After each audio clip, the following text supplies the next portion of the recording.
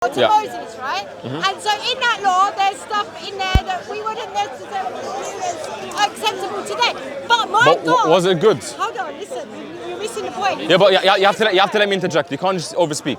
Listen. You have to let me make a point as well. No, so, you're doing this as a way to try to justify the Quran verses that says no one mentioned the Quran. No one mentioned the Quran. Listen, I didn't mention the Quran. You're overspeaking. Yeah, but you can't monologue. You can't monologue. Don't do that. No, it's a dialogue. Are you speaking or you let me speak? Okay, good. So you mentioned that the Jews were supposed to stay pure and holy to bring the Messiah, and you quoted Isaiah 7:14 and 15, saying that the Messiah is supposed to be born of a virgin, right? Good. Show me that word means a virgin, because that same word is in the Old Testament to refer to a prostitute. No, it doesn't. Yes, it does. It actually is Alma. Yeah. It means young maiden. Yeah, so it doesn't mean virgin. So it's described as an Alma, and she was a just virgin. yeah. And if you look at Song of You're not listening. the Alma is used You're not listening. to describe the virgin. Yeah, again, you gotta let me finish. That was You got- translated in 250 Oh, how you doing? That's okay. Alma by 70 Jewish men was translated as virgin. I got you. 250 BC. I got you. So 250 BC, it was understood that You the gotta virgin would let me conceive a child, finish. and that he was You gotta let me he would finish. conceive a child. I'm answering your question. You have to let me finish. I got you. That's fine. Just brother, please. So now, Isaiah 7:14 and 15. Just focus with me. Just focus with me. Excuse me. Just focus with me. That word. So that word is used for other than a virgin. No, I am listening to you. Can you just yeah. So that word is used for other than. Just wait. Yeah, I know what you said. What you said is that it's applied to someone who's a virgin in the Old Testament. Fine, I agree with that. But the issue that you have is that it's applied to a virgin and a non-virgin, which means that word can mean someone who's a virgin or someone who's a non-virgin. So let me finish. Let me finish now. So because it's applied to someone who's a non-virgin, it has a semantic range, which means it is not going to be an exclusive prophecy about the Messiah. Let me finish. No. You can't monologue. You can't monologue. Yeah, I'm not. When I'm done, you can speak. Yeah, when I'm done, you can speak. That's fine. I speak. You spoke just now. I didn't finish. Just let me land. Thank you. So now, you're saying, hey, it's applied to virgins. Fine. I can grant you that. No, you're not letting me speak. Are you okay? Are you going to let me speak? Just let me- You're telling me this is what I'm saying. You're getting it wrong. Just let me land. You're saying it's applied. You're saying it was understood by the Jews to mean virgin. You say, are you okay? Let me explain. Yeah, just let me land the point. Land your point. Thank you. So you're saying it's used for virgins and understood to be virgins by the Jews. That's your point. No, I have a better point if you let me speak. Fine, you can make a better point once I'm done. I don't know why that's so difficult. So now, the issue that you have is that it's used for other than virgins in the Old Testament. What that means is that it has a semantic range. Also, the son that's supposed to be born is literally born in the next chapter. So therefore, therefore I'm landing now. Therefore, I'm landing now. Therefore, there's no reason to think about the Messiah, and therefore it's rejected. It doesn't have to be Messianic. Because at the end of the day, in 250 BC, the Bible, the Hebrew Bible, was translated into the Greek Septuagint, and it was always understood that was a prophecy about the virgin birth Messiah. To us, a child, it was that the virgin will conceive a child. That's what it was translated in 250 BC, right? In the Greek Septuagint, and so it was always understood by the Jews in the ancient world that was a Bible prophecy about Messiah. And in the next verse, when the prophetess has the child is given a completely different name to Emmanuel, which is God with us. Emmanuel just means God with us. That's the point. Emmanuel means God with us. Emmanuel means God with us. Right. Not that he is the one and only true God, but Emmanuel means God. So here we have.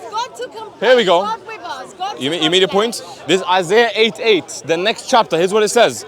And sweep. Has a different name. Can I finish, please? Let him speak about Thank the scripture, but the scripture and is sweep, not for him because he doesn't know it. Brother, just relax. You cut me. And sweep you onto. Cut me. Don't tell me to relax. And sweep onto Because you don't Judah, know the swelling scripture. over it, Why? passing through it, and reaching up to the neck. Its outspread wings will cover the breadth of your land, Emmanuel. So guess what? We have somebody What who's Emmanuel means? What Emmanuel means? Are you okay? You cut me. What Emmanuel means? So we have someone You gotta identified be as teacher Emmanuel today. in the next What chapter, Emmanuel means? and therefore there's no reason to think Ask about the him Messiah. What Emmanuel means? It means God with us. Exactly. Thank you. Tell him. And is someone identified to be Emmanuel in the next chapter, yes or no? So what's the chapter? Isaiah 8:8. I am. So let him talk. No, he buy out the conversation. No, he cut me. So if he say anything that he doesn't understand, I will correct him because he buy out the conversation. So I will make him speak to the sister. So if he say anything, I will tell him because he cut me. God with us. Yeah, God so- is with them. good. So the virgin, the Good. child to be is going to be born, is going to be called No, it's Emmanuel, not no God dawa with here. us. No, Thank you. The child is called God with us. That is Thank you. You made your point. But that's not saying that the child was already born. In Isaiah 8:8, it's not saying the child was already born. You spoke. Thank you. And the virgin conceived the child, and he had a different. No. You cut me. Let me hear what Thank you. So now she spoke, guys. She said that this only applies to the Messiah. No, this is the word of God. The thing is, Isaiah.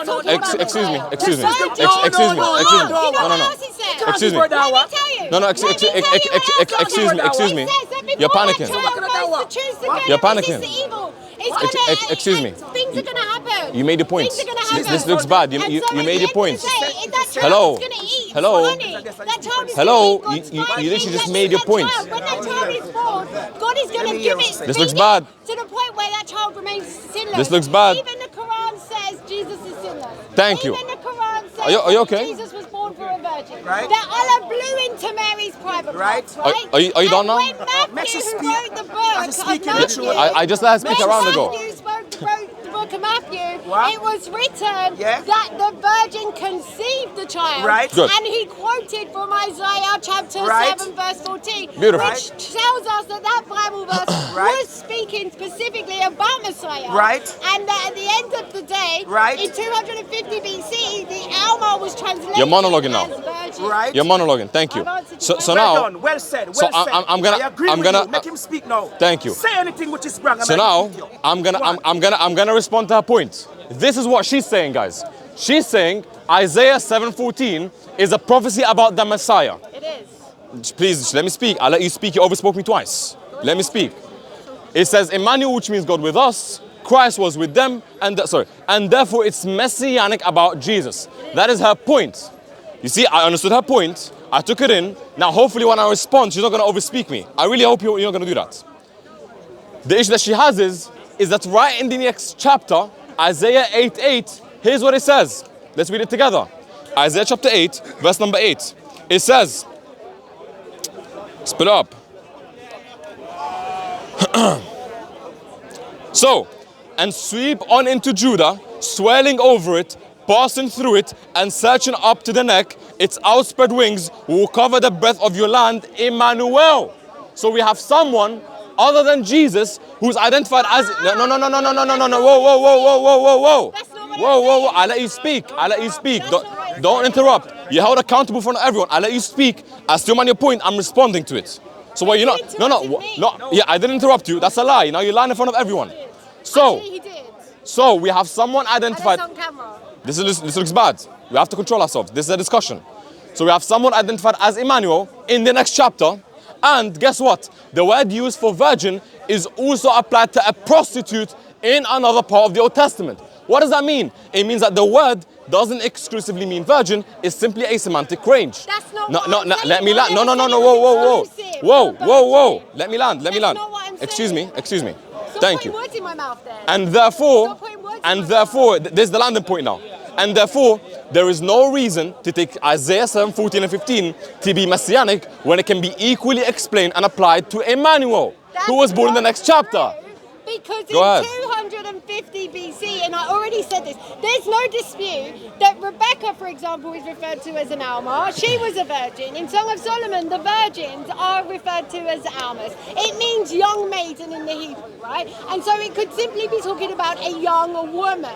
It doesn't necessarily mean that young woman is a virgin. No one said Thank it you. did. But Isaiah chapter 7, 14 and 15 is specific to Messiah. And we know this because in 250 BC, 70 Jewish men translated the Hebrew Bible into the Greek, and they translated it as the virgin will conceive a child, and his name will be Emmanuel. And before that child goes to choose the good, resist the evil, then these countries will be wiped out, and not only that, but that child is going to eat honey and lemon and God's finer things. And so when the child was born, before he knew to choose the good and resist the evil, God was already pouring into him. And we have one example of this. Samuel, the priest, the Messiah is a high priest. And in 1 Samuel chapter 2, verse 34, God says to Eli, a very wicked priest, he says, I'm going to rip the kingdom away from you, and I'm going to raise up one, and he will have an everlasting kingdom. And Samuel was a foreshadow, and when he was a little boy, he started to hear the voice of God. He heard his name being whispered, and so he was a foreshadow of Messiah. Messiah is both a priest and a king. Zechariah chapter 6, verse 12. And every priest must offer up a sacrifice, and Isaiah 53 lets you know that it's Jesus, that it is Messiah that is offered up as a sin bearing, that he bore our sin on the cross. That's fine. Speak well about the Messiah. Well done. Now. Speak well. Well done. Now we have two concessions, ladies and gentlemen. Now I'm going to repeat what she just said. She appealed to Isaiah 53, that's point number one, and she conceded that the word used in the Hebrew for virgin doesn't exclusively mean virgin. But excuse me, no, we're not doing this. We're not doing this. I think you're incorrect. I let you speak. You think I'm incorrect? You let me speak. It doesn't matter whether I mean virgin or not. So now what we have is that this word, it can be applied to non-virgins. But what she's saying is that the Greek Septuagint translates the word as virgin. Well, guess what? The Greek Septuagint doesn't reflect authorial intent, meaning that the Hebrew author of Isaiah could have an intent, the Greek Septuagint could have another intent, and guess what? We don't have to go with the Greek Excuse me.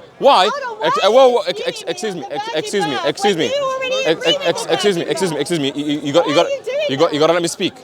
Excuse me. You can't interrupt. I let you speak, although you want to sound super.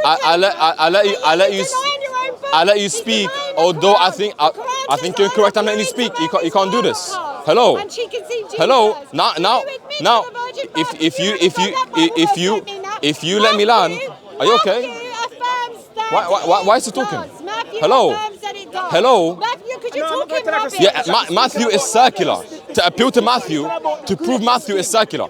So now I'm gonna go into Isaiah 53. You gotta let me finish now. So now she appealed to Isaiah 53 next. You gotta let me finish. We can't be doing this. If you don't have a discussion, you can leave. If you want to have a discussion, you can stay. If you don't have a discussion, you can leave. Because I got you. I'm about to explain to you. Because you're using it to prove a specific messianic conception, which let me finish now. You can't do this every single time. If you're gonna speak and finish, and then let me speak as well. Thank you. Because you're using it to prove a specific messianic conception that obviously contradicts with us. Because for you, what the Messiah means is redeemer. For you, what Messiah means is someone who atones for sins. Salvation. We don't believe that. The whole mankind. Hey, brother, please. Don't tell me please, because you cut me. So now, she went into Isaiah 53. Only issue is it Isaiah? Hey, brother, come on. Don't tell me. Are you okay? Are you okay? And don't speak about the king like that. You're literally interrupting as you're speaking. So Isaiah 53 can be equally applied to the righteous remnant of Israel. Are you okay? Are you okay? So yeah, it's about the righteous remnant. Let me finish now. It's about the righteous remnant of Israel because you got to control yourself. You got to control yourself. Are you okay? Israel were healed. Yeah, according to Lamentations 5:7, the righteous remnant bore the iniquities of the Jews. So yes, are you okay? He will make many righteous. Are you okay? Wait, hold on. Pause. Pause. Do you want to have a discussion? Would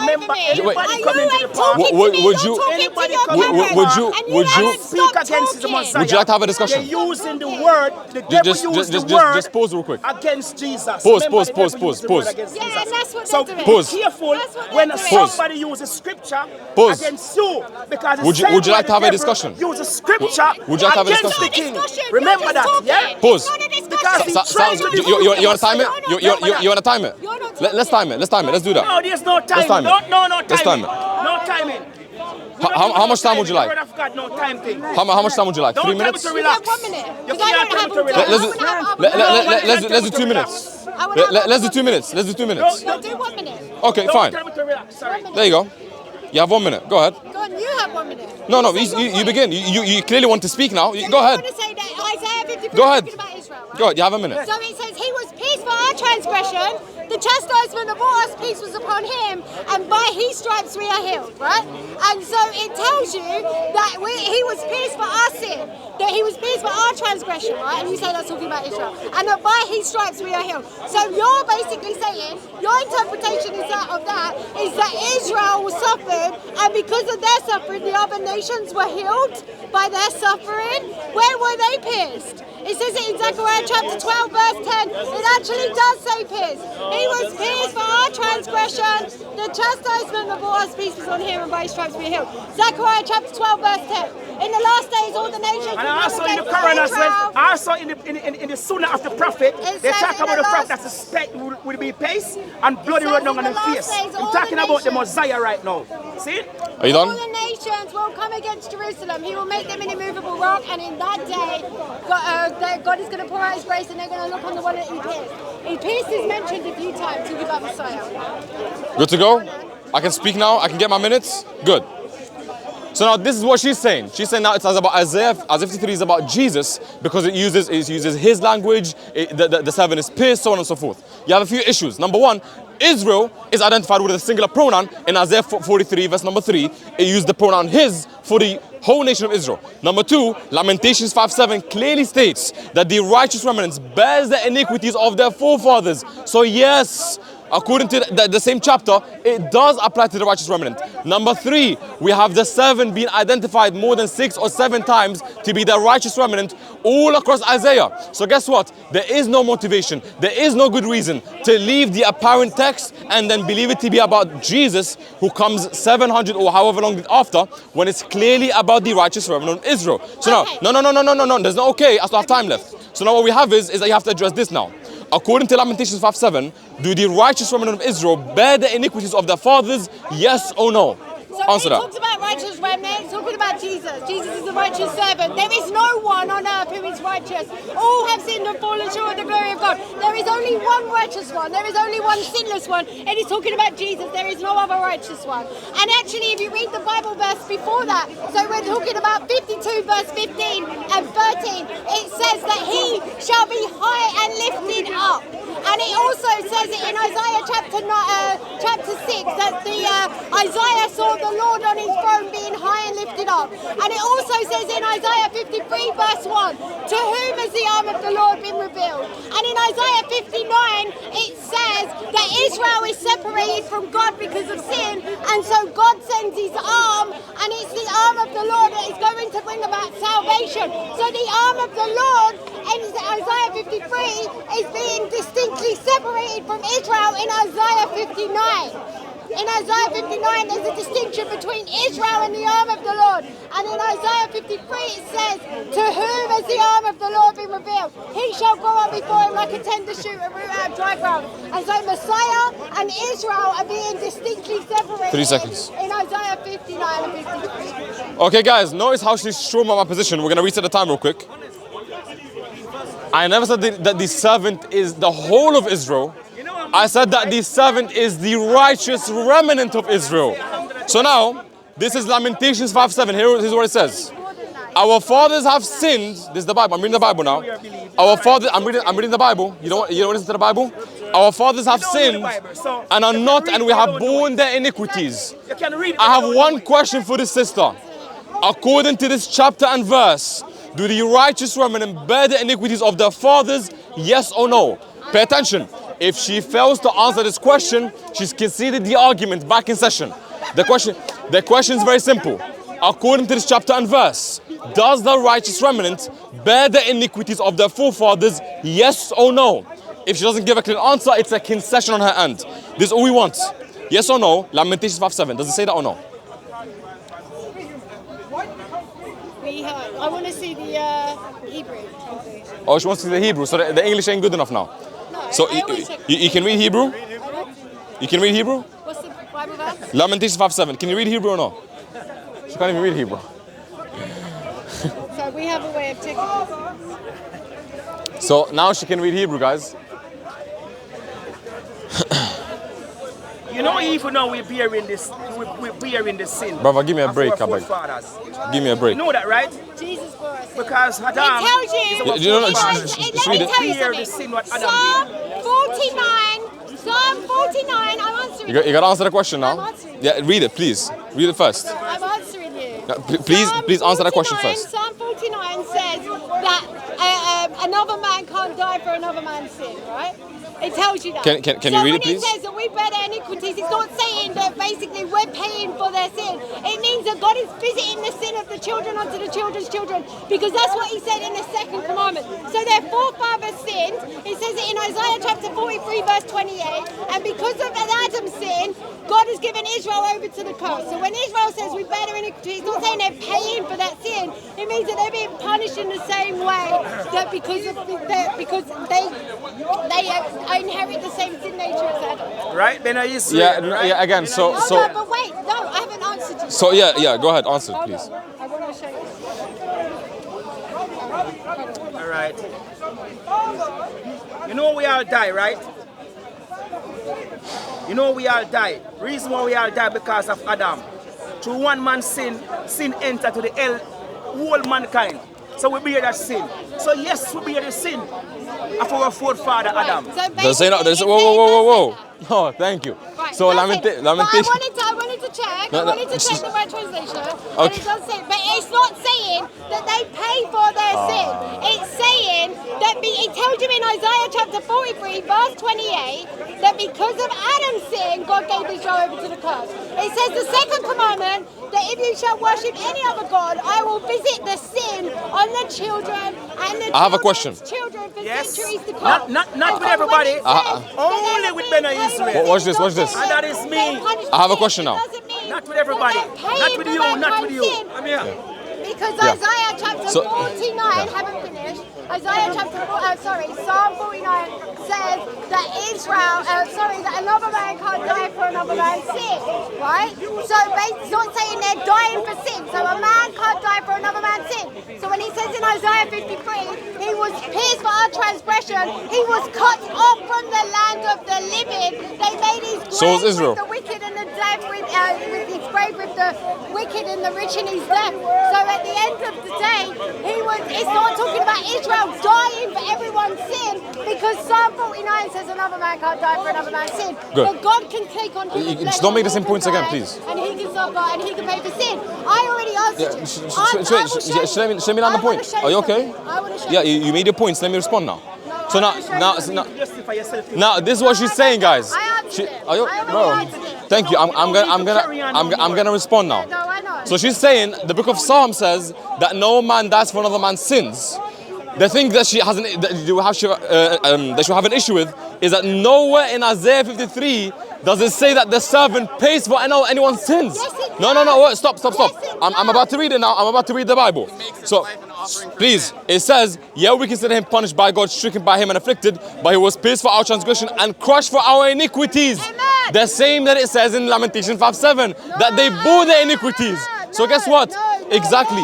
You are Read the rest. Read the rest. Are you okay? Read the rest. Whoa. Read Are you the okay? rest. Why are you screaming? Read the rest. Why are you screaming? Read the Hey, rest. It's scream okay. if you want to scream. You have to shout. Your voice Whoa. is like a trumpet. Whoa. God. And everybody should Now, hear it. now hold on.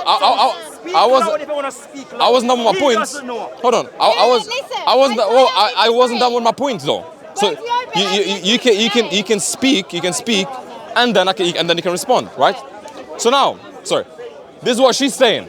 She's saying that the book of Psalms says that no man can die for another man's sins. I agree with you. Guess what? The chapter in Isaiah 53, and please don't interrupt me, control yourself. It never says that the servant is supposed to die for another man's sins. All it says is that he bears their iniquities. Guess what? The same bearing of iniquities is supposed to be applied to the righteous remnant according to Lamentation. No, whoa. I'm not done. You made a few other points. I want to respond to those as well. Now, another point that she made is that, it said that he will be cut off from the land of the living. Well, guess what? Israel was said to be cut off from the land of the living. And therefore, you can't use that to be exclusively about the Messiah. So now the question to you is very simple. Hold on. Are you okay? Are you going to let me Are you okay? No, sister, Just let me land the points. Just let me land the points. I let you speak every single time. I let you speak every single time. I let you speak. So now, according to Lamentations 5:7, she conceded. She said, yes, it does say that the righteous remnant bear our iniquities. So that is a concession from her end that it can be equally applied to the righteous remnants. Go ahead. Hold on. You see how I let you speak? Oh man. I hope you have after you answer me, I will answer you. After you answer me, I will answer you. What is it in your heart?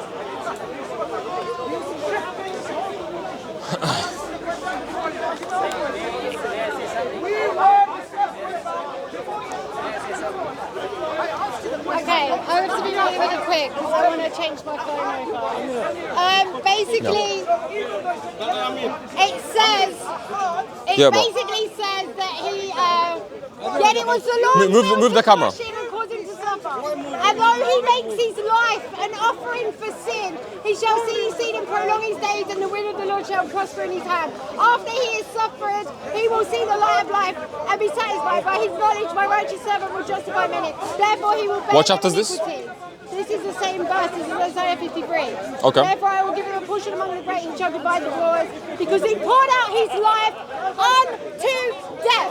He poured out his life unto death, was numbered with the transgressions. He bore the sin of many and made intercession for sins. Good. I'm gonna respond to this, guys. So she's taken the sin sacrifice to be literal. Guess what? Paul. Whoa.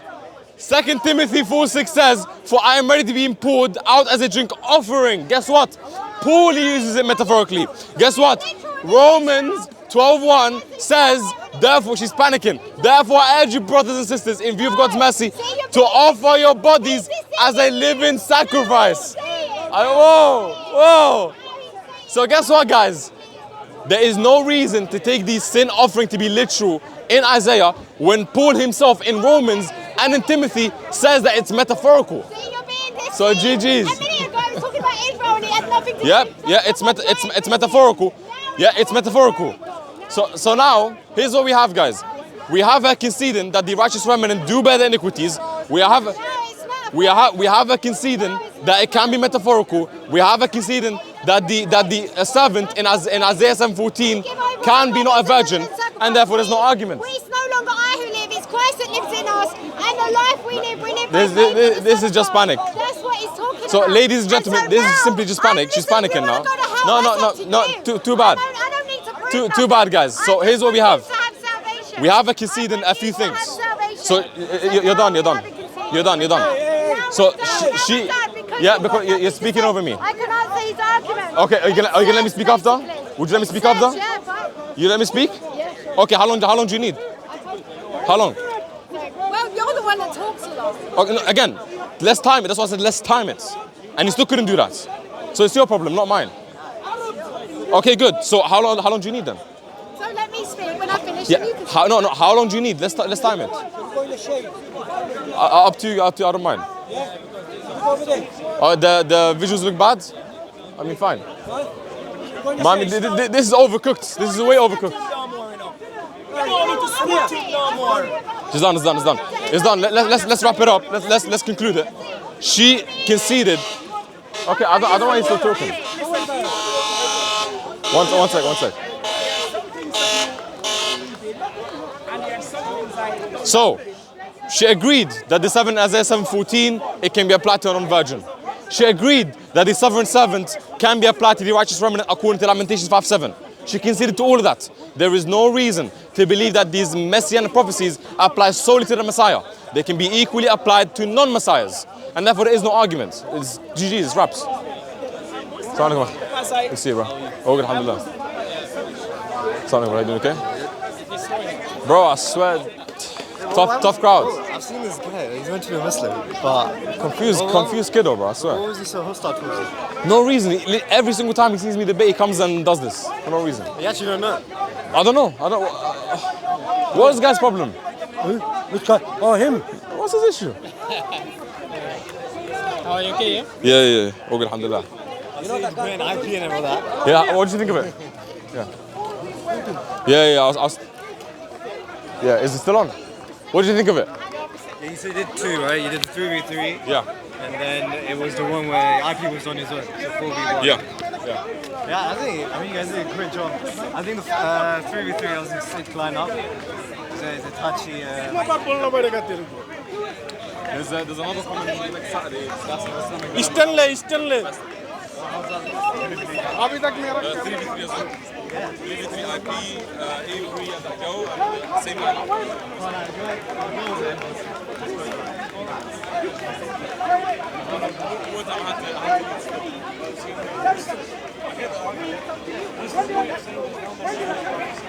Because they take messiahship and apply to the New Testament. They think they think to be like a sacrifice. So it's supposed to be like a